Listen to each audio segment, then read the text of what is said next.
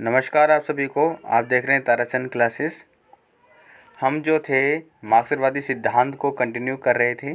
तो आज की क्लास में हमारा सिद्धांत का दूसरा पॉइंट है इतिहास की आर्थिक भौतिकवादी व्याख्या। ठीक है, और आने वाली एक या दो वीडियो में ये जो है हमारी यूनिट मार्क्सवादी ये ख़त्म हो जाएगी, एक या दो वीडियो में। ओके, और आप लोग ना भाई चैनल सब्सक्राइब करा करो अगर आपको वीडियोस अच्छी लग रही हैं। अगर आपको वीडियोस अच्छी लग रही हैं तो वीडियो जो है जल्दी आती रहेंगी। ठीक है, वीडियो जो है आप लोगों के ऊपर डिपेंड है। तो इतने सारे व्यूज़ आते हैं लेकिन सब्सक्राइब नहीं होते, तो मतलब कि यही कि आपको वीडियो अच्छी नहीं लग रही है, इसका मतलब यही है। अगर आपको वीडियो अच्छी लग रही हैं तो आप चैनल सब्सक्राइब किया करो और कमेंट भी कर दिया करो कि भाई नेक्स्ट वीडियो डाल लो, तो नेक्स्ट वीडियो भी जल्दी आ जाएगी। डिपेंड करता है कि आपका रिस्पॉन्स कैसा है। चलिए, इतिहास की आर्थिक भौतिकवादी व्याख्या। मार्कस यानी मार्क के विचार में इतिहास की सभी घटनाएं आर्थिक व्यवस्था में होने वाले परिवर्तनों का परिणाम मात्र है, ऐसी उनकी सोच है। मार्कस की आर्थिक व्याख्या के आधार पर मानवीय इतिहास की कुछ अवस्थाएं हैं जो कि यहाँ पर दे रखी हैं। पहला है साम्यवादी अवस्था। इस अवस्था में उत्पादन के साधनों पर समस्त समाज की सामूहिक संपत्ति हुआ करते थे। इस अवस्था में निजी संपत्ति नहीं थी और ना ही कोई शोषक करने वाला, यानी कि कोई शोषण करने वाला भी नहीं था, अत्याचार करने वाला भी नहीं था, और ना ही कोई शोषित। सब मनुष्य समान थे, ना ही कोई शोषण हुआ, सब इक्वल थे, कोई ऊपर या नीचे नहीं था। इसलिए मार्कस ने इस अवस्था को साम्यवादी अवस्था कहा था, यानी कि जो इकोनॉमिक्स एरिया जो है वो साम्यवादी होना चाहिए। दासता की अवस्था, यानी कि मजदूरों की जो गुलामी थी ना, उनकी अवस्थाएं कैसी थी। धीरे धीरे भौतिक परिस्थितियों में परिवर्तन हुआ। व्यक्तियों ने खेती करना, पशुपालन करना और दस्तकारी करना प्रारंभ कर दिए। इससे समाज में निजी संपत्ति के विचार का उदय हुआ कि लोगों के मन में थॉट्स आने लगे, अगर हम मेहनत कर रहे हैं और हमें जो पैसा मिल रहा है उससे हम अपने लिए, स्वयं के लिए संपत्ति वगैरह भी खरीद सकते हैं। ठीक है, जिन्होंने उत्पादन के साधनों जैसे भूमि आदि पर अधिकार कर लिया वह स्वामी कहलाए। दूसरे व्यक्ति बलपूर्वक काम करवाने लगे वह दास कहलाए, यानी कि जिन पे बलपूर्वक काम करवाया गया वो दास थे। जिन्होंने काम करके पैसा कमा के भूमि ले ली वो मालिक हो गए, और उन्होंने क्या करा, बाकी लोगों को खरीदने नहीं दिया, उनको गुलाम बना लिया, यानी कि वो दास कहलाए। समाज स्वामी और दास दो वर्गों में विभाजित हो गया, यानी कि अमीर और गरीब।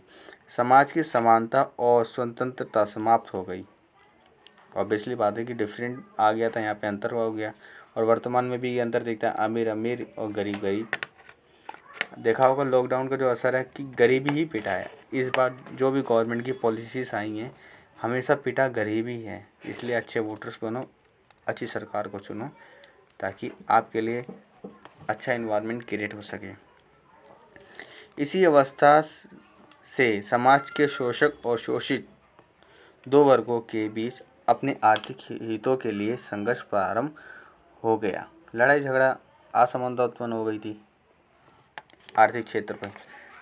ओके, इसलिए education is the most important, और उसके साथ साथ हमें ज्ञान का किस तरीके से यूज़ करते हैं वो भी बहुत इम्पोर्टेंट है। जब हमें ये दोनों चीज़ें समझ आ जाती है तो हम हर परिस्थिति का सामना कर सकते हैं। अब आता है यहाँ पर तीसरा पॉइंट है हमारा सामंतवादी अवस्था। जब उत्पादन के साधनों में और अधिक उन्नति हुई, पत्थर के औजार और धनुष बाण से निकलकर लोहे के हल चलन शुरू हुए। कृषि, दस्तकारी यानी बागवानी, यानी जो टूल्स होते हैं ना गार्डन वगैरह बनाने में, हैंडक्राफ्ट, गार्डनिंग, कपड़ा बनाने के उद्योग का विकास हुआ। जब दास के स्थान पर उद्योगों में काम करने वाले श्रमिक थे, अब गुलाम नहीं, वो एक वर्कर्स आ गए, उनका रूप ले लिया गया। संपूर्ण भूमि छोटे मोटे उद्योग, दस्तकारी और उत्पादन के अन्य साधनों पर तथा कृषि पर जिनका अधिकार था उन्हें जागीरदार व सामंत कहा जाता था। और इसके बारे में आप 11th में भी पढ़ चुके हो कि सामंत कौन होते थे। ये उच्च वर्ग, जो पैसे वाला वर्ग होता था। कृषि कार्य करने वाले कृषक और दस्तकारी करने वाले श्रमिकों का वर्ग सामंतों के अधीन था, यानी कि बड़े बड़े ज़मींदार, ऐसे समझ सकते हो ज़मींदारों के बीच किसान, मजदूर दब के रह गया। इस व्यवस्था को समांतरवादी अवस्था कहा जाता है। मार्कस कहते हैं कि सामंतों तथा कृषकों दस्तकारों के आर्थिक हितों में परस्पर एक दूसरे से संघर्ष चलता रहता है। ये सामंतवादी व्यवस्था जो है पूरी तरीके से दासता की अवस्था या साम्यवाद अवस्था से पूरी तरीके से क्या है, कनेक्टेड है। पूरा उसी की एक्सप्लेनेशन है।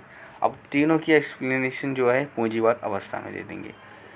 18वीं शताब्दी के उत्तरार्ध में औद्योगिक क्रांति हुई। आप सबको पता है इंग्लैंड में औद्योगिक क्रांति हुई थी, 11वीं क्लास में आप लोगों ने पढ़ा होगा, जिसके परिणाम स्वरूप उत्पादन के साधनों पर पूंजीपतियों का नियंत्रण स्थापित हो गया।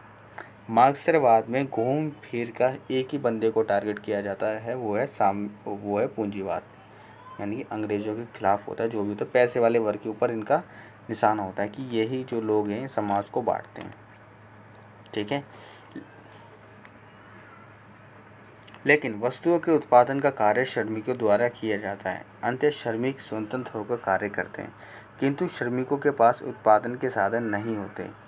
इसलिए अगर कहते हैं किसी इंसान को गरीबी से हटना है तो एजुकेशन जब आएगी तो वो संसाधनों का अच्छा प्रयोग करना जान जाएंगे।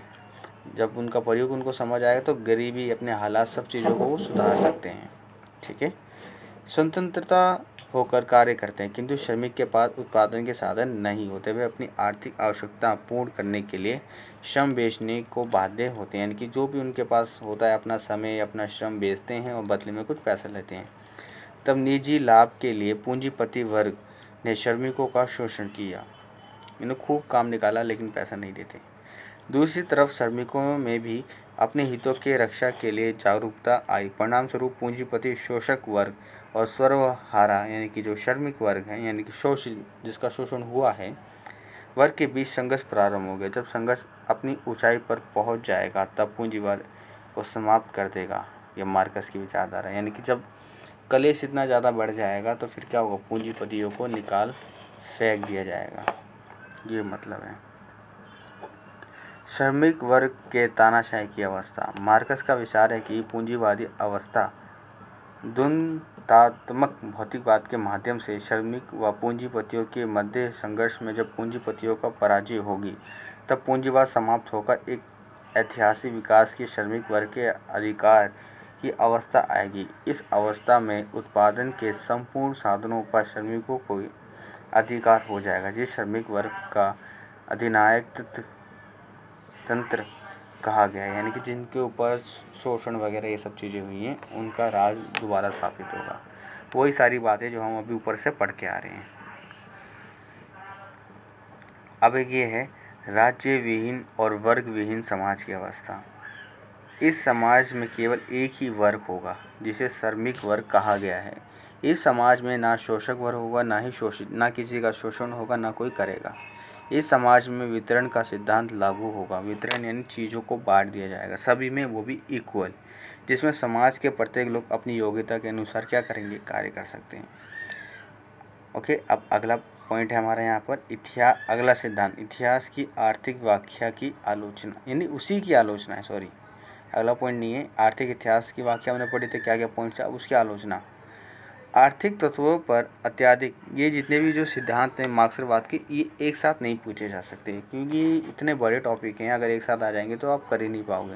ये सिंगल पूछ सकते हैं, जैसे इतिहास क्या है, द्वंद्वात्मक क्या है, वर्गहीन समाज वाला सिद्धांत क्या है, तो उसकी विशेषताएं और आलोचना दोनों पूछेंगे। इस तरीके से होगा, सारा सिद्धांत एक साथ नहीं पूछ सकते क्योंकि बहुत ज़्यादा हो जाएगा, वेटेज बहुत बढ़ सकती है इसलिए, और चांसेस भी कम रहते हैं इनके आने के।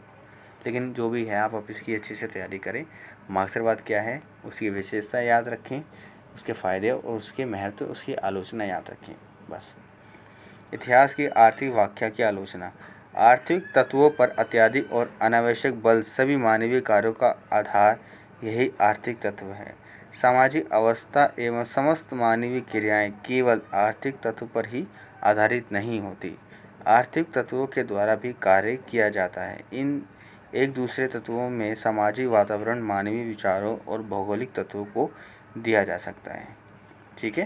कहने का मतलब ये है कि आर्थिक क्रियाओं में केवल ये नहीं कि आर्थिक ही चीज़ों के यानी पैसा और श्रम को ही ज़्यादा इम्पोर्टेंस दिया जाए, एक सामाजिक व्यवस्था, सामाजिक वातावरण भी बहुत ही ज़्यादा इम्पोर्टेंट होता है हर क्रिया के अंदर। और लोग क्या चाहते हैं उस काम के, अगर कोई इंसान से ज़बरदस्ती कोई काम कराया जा रहा है लेकिन बदले में पैसा दिया जा रहा है, इसका मतलब ये तो नहीं कि वो खुश है। उसको भी तो एक ऐसा इन्वायरमेंट चाहिए जहाँ पे वो अपने विचार भी रख सके और काम भी कर सके।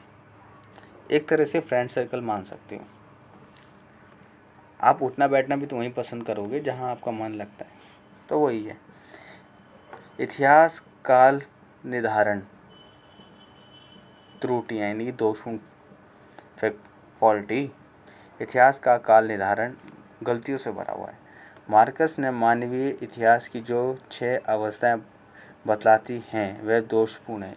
उनसे इतिहास की गलत व्याख्या की है साम्यवाद के सिद्धांत में।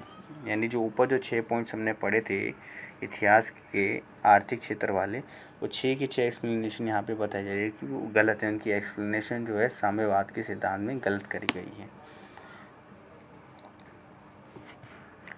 अब लास्ट है इसमें आलोचना, धर्म का निम्न स्थान। आपने खुद देखा साम्यवाद के अंदर वर्गहीन समाज, कोई धर्म की इम्पोर्टेंस नहीं, सब इक्वल है। मार्कस ने इतिहास की व्याख्याओं में धर्म को निम्न स्थान पर प्रदान करते हुए उसे अफीम की संज्ञा दी है। मानव केवल आर्थिक आवश्यकता महसूस नहीं करता, मानव को मानसिक शांति भी चाहिए। ऑब्वियसली बात है, आप कहीं भी काम करो, कुछ भी करो, आपको ये थोड़ी महसूस होना चाहिए कि आप अपना धर्म बदल के यहाँ काम करोगे, अपना नाम बदल के, या कुछ भी है। ज़रूरी तो नहीं है।